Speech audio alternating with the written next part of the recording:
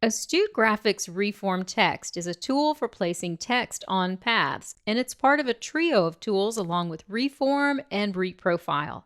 Reform Text provides an alternative to Illustrator's Type on a Path tool. It's easy to use and it gives you more intuitive control over the placement and scaling of your text.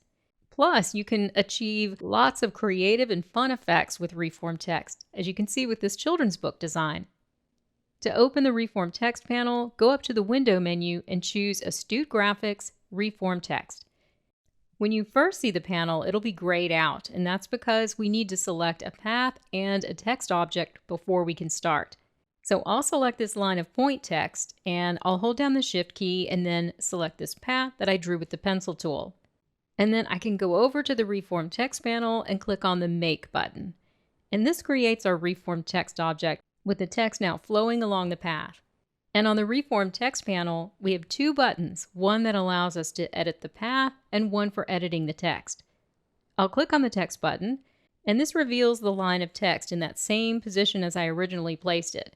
Now I can use the Illustrator Type tool and make normal text edits. So I'm going to select some of this text and tap the Delete key to delete it. And we can also use the Character panel to change the font, the spacing, any of the usual text edits. Now I'll go back over to the panel and click the Edit Path button. And now we're seeing handles along the path, which we'll talk about in a minute. And we can see the original line of text is now hidden, but we can still see the point and the baseline highlighted here. But while I'm in this path editing state, I can use the Direct Selection tool and make edits to the path, the anchor points, and the curve handles, anything you would normally do to edit a path in Illustrator. You can also use the Reform tool or any Astute Graphics tool to edit the path while it's in this state. And I'll undo that.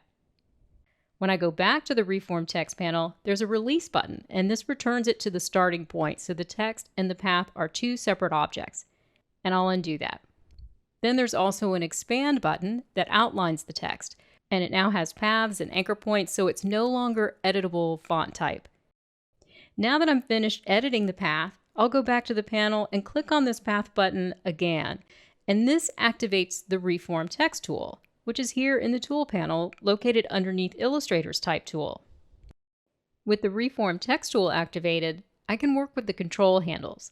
There's a green handle on the left and a red handle on the right. These are known as delimiters. And if you've ever found the handles on Illustrator's Type on a Path tool to be difficult to grab, you're going to notice right away how easy these are to work with. And they allow me to adjust how much of this path is going to be used by this line of text. And you can see as I move the delimiters inward, the text scales, and it gets narrower to fit the area between them.